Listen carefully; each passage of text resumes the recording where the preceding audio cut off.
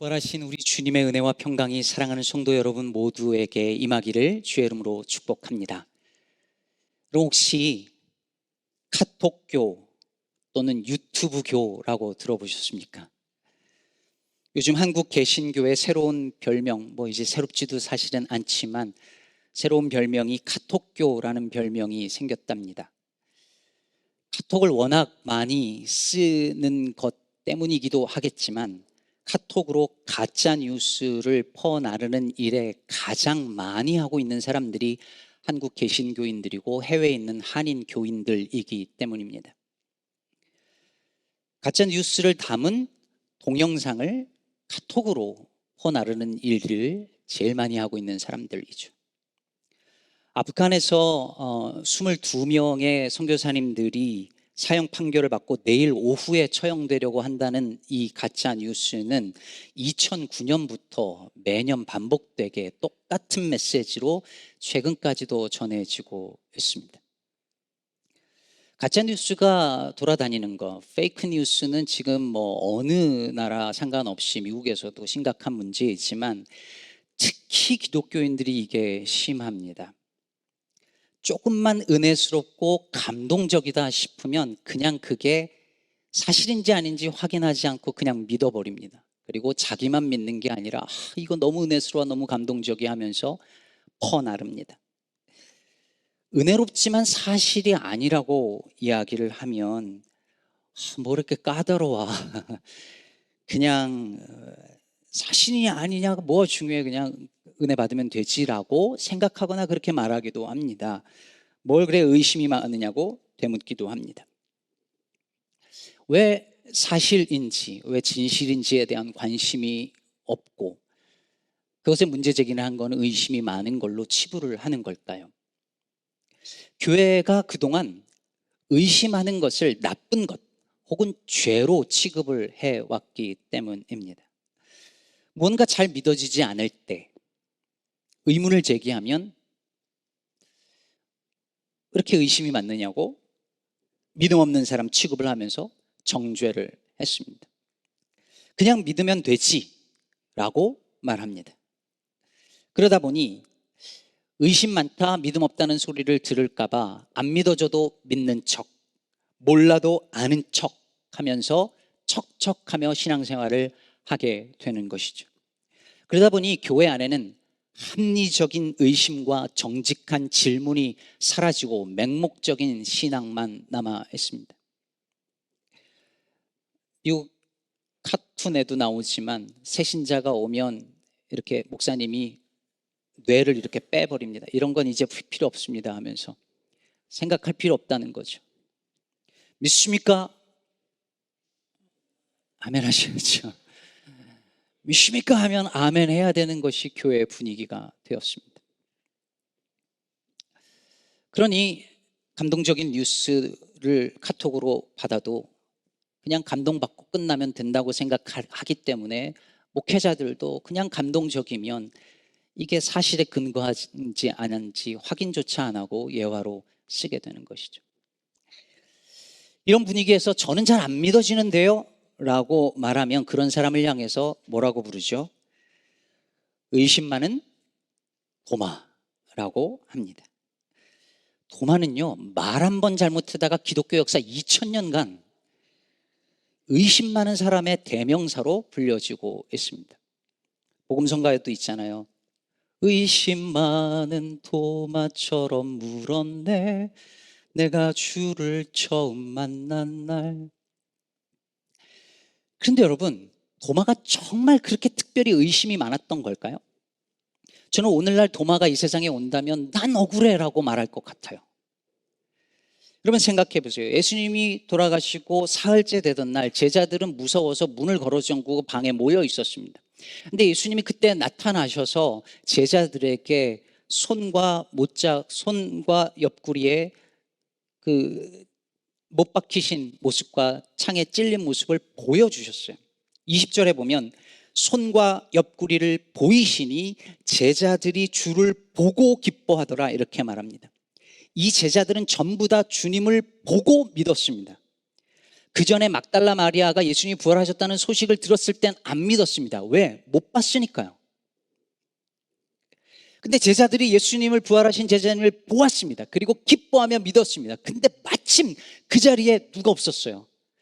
도마가 없었습니다. 나중에 제자들이 도마에게 말합니다. 25절 보면 우리가 주를 보았노라. 그러자 도마가 말하죠. 내가 그의 손에 못자국을 보며 내 손가락을 그 못자국에 넣으며 내 손을 그 옆구리에 넣어보지 않고는 믿지 아니하겠노라. 도마가 의심한 거 사실이에요. 네, 의심했습니다. 분명히 도마가 예수님의 부활을 의심했습니다. 하지만 그게 도마가 다른 사람들보다, 다른 제자들보다 의심이 많다라고 하는 증거는 아닙니다. 왜냐하면 다른 제자들은 보았잖아요. 도마는 그 자리에 없어서 못 봤을 뿐이고, 그러니 나는 못 믿겠다라고 말하는 것, 그것뿐이잖아요. 그러니 도마가 특별히 의심이 더 많은 사람이라는 증거는 어디에도 없습니다. 오히려 그 질문은 누구나 할 수 있는 합리적인 질문이었습니다. 그래서 예수님도 도마에게 왜 의심하느냐 책망하지 않으십니다. 왜 믿음이 없느냐 따지지 않으십니다. 그러면 27절에 보면 오히려 일주일 뒤에 나타나셔서 오늘처럼 바로 부활 후 한 주 지난 다음에 오셔서 내 손가락을 이리 내밀어 내 손을 보고 내 손을 내밀어 내 옆구리에 넣어보라. 그리하여 믿음 없는 자가 되지 말고 믿는 자가 되라 하시며 믿을 수 있도록 도와주십니다. 사랑하는 여러분, 의심 자체는 죄가 아닙니다. 의심이 곧 불신은 아니에요. doubt가 곧 unbelief는 아닙니다.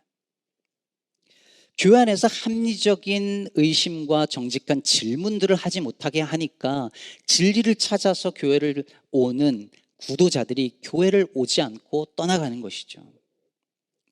그러면 오늘날 한국 교회 안에 한국은 말할 것도 없고 미국에 있는 한인교회도 마찬가지입니다. 청년들이 오지 않습니다. 한국에 있는 목사님이 그러시더라고요. 교회 안에 남아있는 청년들은 다 아무 생각 없는 애들이라고. 이미 생각 있는 애들은 다 나갔고 교회에 있는 청년들은 진짜 아무 생각 없는 애들이라는 거예요.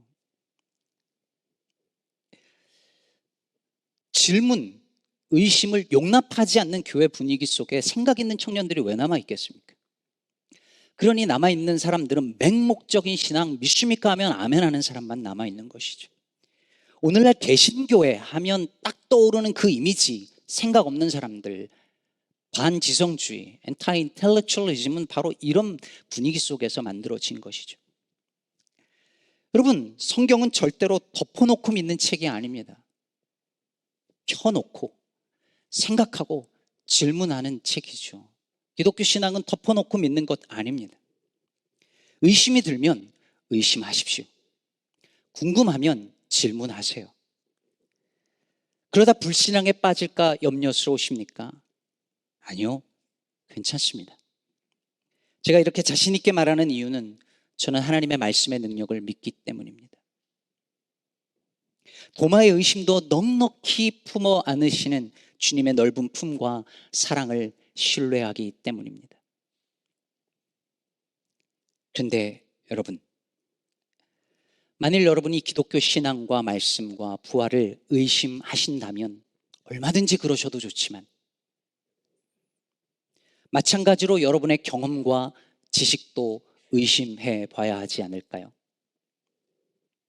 많은 사람들이 하나님의 존재나 성경의 내용을 의심할 때 그 근거로 내가 가진 경험과 지식을 사용합니다. 부활은 내 경험과 내 지식을 총동원해서 내 이성으로 비춰볼 때 틀렸다고 말합니다. 그런데 여러분, 그 경험과 지식이 맞다는 건 어떻게 증명을 하시겠습니까? 언젠가 말씀드린 적이 있고 새가족반에서도 가끔씩 하는 일화이지만 제 아이들이 어렸을 때에 두 아이가 맨날 다투거나 논쟁을 하다가 한 명이 이런 말을 하면 그냥 끝입니다. 아빠가 그랬어. 아빠가 그랬어 하면 끝이에요. 왜? 이 아이들에겐 옳고 그름을 판단하는 기준, 그 텍스트가 곧 아빠의 말이었으니까요. 근데 학교 다니기 시작하면서 애들 말이 바뀝니다. 선생님이 그랬어. 옳고 그름을 판단하는 기준이 선생님의 말이 된 거죠. 선생님이 그랬어. 여기까지만 하면 괜찮은데 한마디를 꼭 덧붙여요. 아빠는 이런 거 몰라. 그리고 여기 미국 애들 항상 하는 말 있잖아요. 그 진짜 기분 나쁜 말. Never mind. 얼마나 얄미운지. 아이들에게 무언가를 옳다고 알려주는 텍스트로서의 아빠의 말이 선생님의 말로 바뀌는데 조금 지나면 친구의 말로 바뀌고, 이렇듯이 우리는 누구나 다 옳고 그름을 판단하는, 내가 어디로 가야 하는지를 알려주는 텍스트를 누구나 다 어떤 것이든지 가지고 있습니다. 그게 부모의 말이든 선생님의 말이든 친구의 말이든 내가 언젠가 보았던 영화 한 편이든 책 한 권이든 어떤 철학 사상이든 아니면 내 어떤 경험한 그 사건이든 우리는 누구나 그것에 근거해서 무언가를 판단하고 삽니다. 그런데 예수를 믿는다는 것은 무엇이냐면 성경을 내 삶의 가장 중요한 텍스트로 삼고 산다는 것이잖아요. 그런데 만일 성경이라는 이 텍스트를 내 경험과 지식이라는 것에 기초해서 의심한다면 그 반대도 해봐야죠. 내가 사실이라고 믿고 있는 이 지식은 진실인가? 내가 오늘 받은 이 카톡의 이 메시지는 감동적인데 사실인가? 내 경험은 과연 진리에 가까운 것인가? 말씀을 텍스트 삼아 질문해 봐야죠. 의심해 봐야 하지 않겠습니까? 오늘 도마는 부활하신 예수님과 그분의 못자국 난 그 손을 보지 않고는 믿지 않겠다 이렇게 말했어요. 도마는 지금 믿지 않겠다라고 강하게 말하고 있지만 도마는 지금 다른 한 가지는 분명히 믿고 있습니다. 그게 뭘까요? 자신의 눈입니다. 내가 보지 않고는 믿지 않겠다라고 말할 때 도마는 자신의 눈을 믿었습니다. 보고 판단할 수 있는 자신의 시각과 통찰을 믿었습니다. 그런데 도마의 눈은 믿을만 할까요? 도마의 시각과 시선은 믿을만 한 것일까요? 설교자들 대부분 느끼지만 설교를 하면 성도님들이 나중에 얘기를 들어보면 다 다르게 들으셨습니다. 전부 다 다르게 들으셨어요. 100이면 100 다 다르게 듣습니다. 좋습니다. 나쁜 거 아니에요. 그런데 어떤 분은 제가 말하려고 하는 것에 정확히 반대로 알아들으십니다. 그리고 저한테 말씀하십니다. 목사님 은혜 받았어요. 그리고 그 다음에 얘기를 들어보면 바로 저거 반대 얘기를 내가 한 건데 근데 어쨌건 간에 은혜는 받은 거예요. 그래도 되는 걸까요? 여러분, 우리의 귀를 믿을 수 있을까요? 제 입은 믿을 수 있을까요? 본다고 다 믿을까요? 아니요. 본다고 믿었으면 나사로가 다시 살아난 걸 본 사람들은 다 예수 믿었어야죠. 근데 나사로가 살아난 것을 두 눈으로 똑똑히 본 사람들 중에 예수를 잡아 죽이려고 모의한 사람들이 거기 있었다고 성경은 말하고 있습니다. 사랑하는 여러분, 우리가 가진 경험과 지식으로 신앙과 말씀에 대해서 합리적으로 의심하고 질문한다면 얼마든지 그렇게 하십시오. 그것을 막는 것은 우리가 믿는 기독교 신앙이 말하는 바가 아닙니다. 의심하고 질문 던지세요. 하나님께서 껄껄 웃으시면서 얼마든지 받으실 거예요. 그러나 동시에 우리가 절대 틀리지 않는다고 믿고 있는 나의 지식도, 나의 이성도 의심하셔야 합니다. 주님의 말씀을 텍스트 삼아서 과연 내가 옳다고 믿고 있는 이것은 정말 옳은 것인가? 질문을 던져보시기 바랍니다. 여러분, 도마가 왜 돌아왔을까요? 다른 모든 제자들이 예수님을 만났을 때 도마가 그 자리에 없었잖아요. 그리고 부활하신 예수님이 오셨다고 말할 때도 그 자리에 없어서 안 믿었어요. 못 봤으니까. 그런데 오늘 본문 26절에 보면 여드레를 지나서, 즉 8일 뒤에 제자들이 다시 집안에 있을 때 도마도 함께 있었습니다. 안 믿기로 작정했으면 여기 왜 다시 또 왔겠어요? 정말 안 믿으면 떠나버렸어야지 왜 다시 왔겠어요? 도마는 믿고 싶었던 거죠.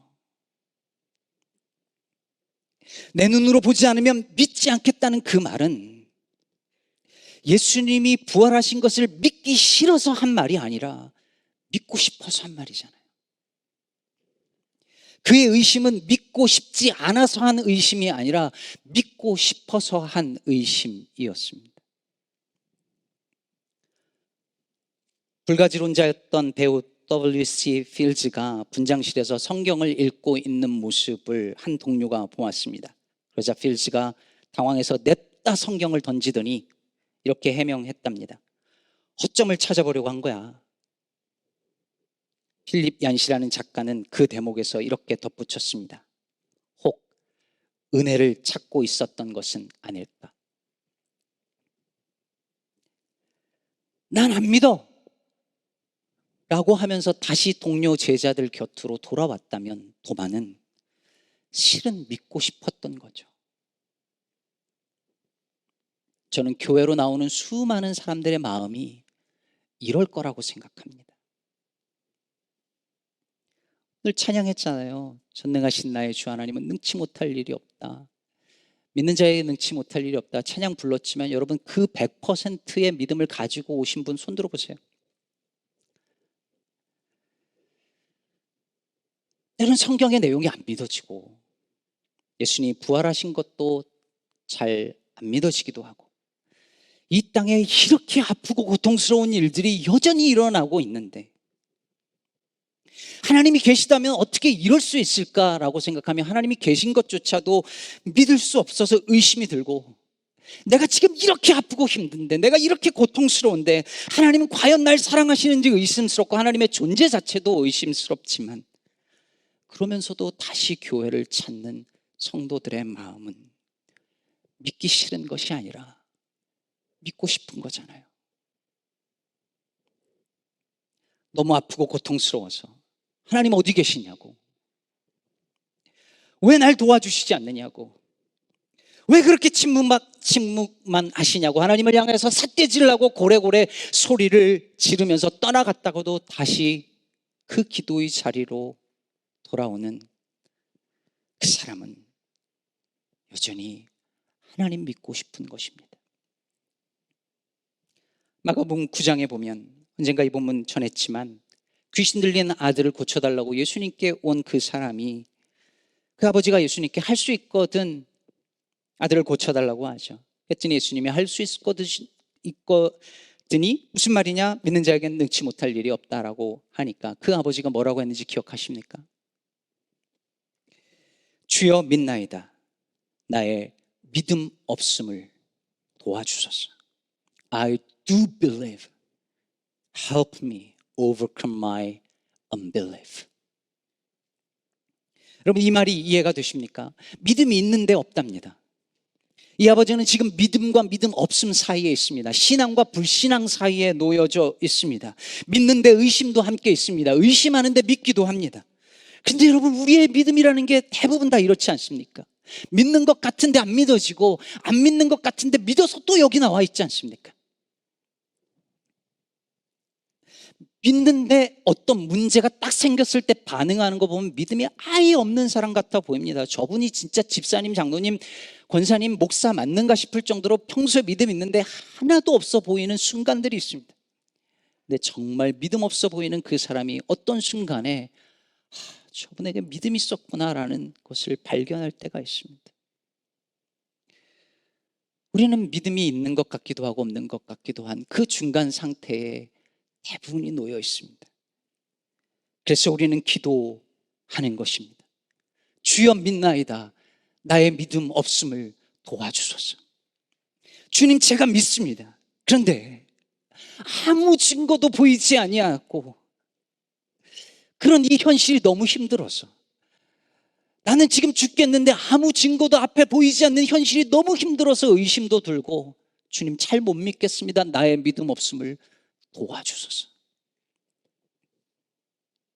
그렇게 정직하게 나의 믿음 없음을 고백하고 부족하지만 나의 작은 믿음도 고백해야 합니다. 그때 주님께서 우리의 믿음 없음을 불쌍히 여기시고 우리로 믿도록 도와주실 것입니다. 오늘 도마는 부활하신 주님을 만납니다. 28절에 그리고 이렇게 고백합니다. 나의 주님이시오 나의 하나님이시니이다. 여러분, 도마는 예수를 하나님이라고 고백한 최초의 제자였습니다. 놀라운 고백을, 예수님을 하나님이라고 고백한 유일한 제자였습니다. 적어도 여기까지는. 근데 여러분, 예수님 보고 하나님이시라고 고백한 이 도마의 고백에서 무언가 떠오르는 것이 있어야죠. 요한복음을 계속 묵상해 왔다면 무엇입니까? 요한복음 1장 1절에서 사도 요한이 이렇게 선언하고 요한복음을 시작했잖아요. 태초에 말씀이 계시니라. 이 말씀이 하나님과 함께 계셨으니 이 말씀은 곧 하나님이시니라. 예수가 곧 하나님이라는 것이 요한복음 전체가 증언하려고 하는 메시지인데, 그 고백을 누가 하냐면 기독교 역사 2000년 동안 의심 많은 사람으로 여겨져 온 그 도마가 최고의 신앙 고백을 주님께 드렸습니다. 믿고 싶지 않아서 의심한 것이 아니라 믿고 싶어서 의심한 도마가 한 놀라운 신앙 고백이었습니다. 그런데 여러분, 어쨌든 도마는 보고 믿은 거잖아요. 그런데 우리는 보지 못하고 믿습니다. 누가 믿음이 더 좋은 걸까요? 그래서 예수님이 말씀하시는 거예요. 29절에 너는 나를 본고로 믿느냐? 보지 못하고 믿는 자들은 복되도다. 우리잖아요. 보지 못했으나 예수가 하나님이라고 믿는 사람들, 그들은 참으로 복되다고 주님이 말씀하십니다. 그러므로 내 눈으로 본 것만, 내가 들은 것만, 내가 경험한 것만, 내가 아는 것만, 내 지식으로 가지고 있는 것만 증거로 삼지 않고 믿음을 증거로 삼아 살아가는 저와 여러분 되기를 간절히 바랍니다. 말씀을 맺겠습니다. 언젠가 공황장애를 앓고 있는 한 의사의 글을 읽었습니다. 지난번에 치매 환자를 치료하던 의사가 치매에 걸려서 그거를 글로 쓴 이야기 한번 전해드렸는데요. 이 의사는 공황장애 환자들을 수천 건을 보면서 살아가는 의사인데 같은 증상을 갖게 된 것이죠. 그러다 보니 자기 몸에서 일어나는 증세를 너무 잘 아는 거예요. 기본적으로 공황장애는 과호흡과 같이 발생하는데, 자신에게 이 과호흡이 일어날 때 이게 왜 일어나는지 너무 정확하게 아는 거죠. 그런데 이 의사분이 쓴 글의 마지막이 참 인상 깊었습니다. 제가 예전에 적어놨는데 출처를 못 적어놨나 봐요. 그래서 그냥 읽어드리겠습니다. 공황 발작은 내가 응급실에서 수천 명을 봤을 정도로 많이 온다. 또 이 환자들은 응급실에서 가장 중증도가 떨어지는 경환이기도 하다. 왜냐하면 숨이 가빠 죽을 것 같아요 라고 말해도 실제 이 발작으로 거의 아무도 죽지 않기 때문이다. 하지만 직접 환자가 되고 나니 이 공황 발작 환자들에게도 다시금 잘해야겠다는 생각이 든다. 나는 내가 안 죽을지 뻔히 아는 의사임에도 정말이지 꼭 죽어버릴 것만 같은 시간을 견디고 있으니 말이다. 사랑하는 여러분, 안다고 다 되던가요?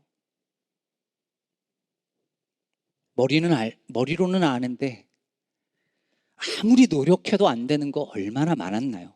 얼마나 많은가요? 그런데도 나의 암과 나의 경험이 절대적인 것처럼 내 눈과 내 귀를 신뢰하고 내가 아는 것과 틀리다고 말하고 증거를 보여주지 않으면 믿지 않겠다고 고집부리며 살아왔지는 않을까요? 네, 믿고 싶어서 그런 거라면, 너무 괴롭고 아파서 그런 거라면, 하나님이 원망스러워서 그런 거라면 얼마든지 좋습니다. 그거 이해 못할 하나님 아니십니다. 이해하시고 믿도록 도와주실 것입니다. 그러나 여러분 기억하십시오. 믿음은 보이지 않는 것들의 증거라 했습니다.